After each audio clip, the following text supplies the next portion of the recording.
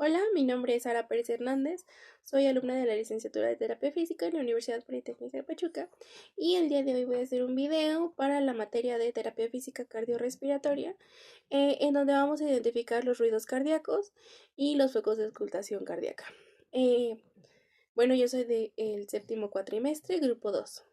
Y primero vamos a ver los focos de auscultación cardíaca y estos los vamos a recordar de una manera muy sencilla, muy simple, con una mnemotecnia muy fácil.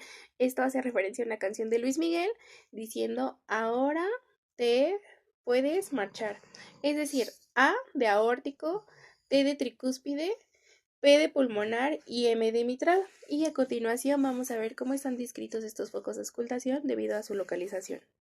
Primero vamos a ver el espacio aórtico, este corresponde al segundo espacio intercostal con borde parasternal derecho. Después con tricúspide, este corresponde al cuarto espacio intercostal con línea parasternal izquierda. Posteriormente pulmonar, segundo espacio intercostal con borde parasternal izquierdo. Y por último mitral, este es el quinto espacio intercostal con línea medioclavicular izquierda. Aquí podemos ver la secuencia de auscultación con la paciente.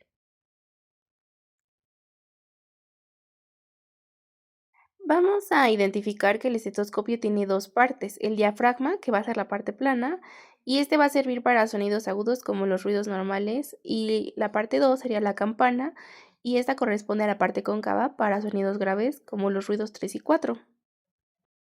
El loop-dub, que sería el primer y segundo ruido, van a ser los sonidos que definen el ciclo cardíaco normal.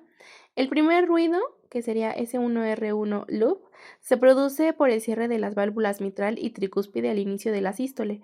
Este va a ser más grave y prolongado que el segundo. Y el segundo ruido, S2R2 dub, se produce por el cierre de las válvulas aórtica y pulmonar al inicio de la diástole. Este va a ser más corto y agudo.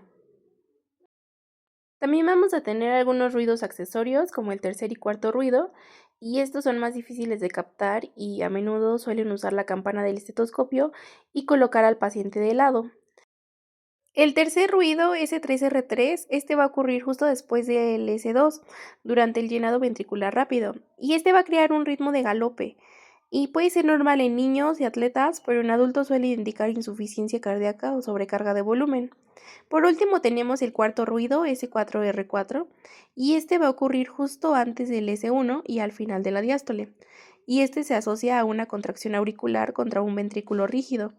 Este casi siempre es patológico e indica hipertensión arterial, hipertrofia ventricular o enfermedad coronaria. Esto sería todo de mi parte. Muchas gracias.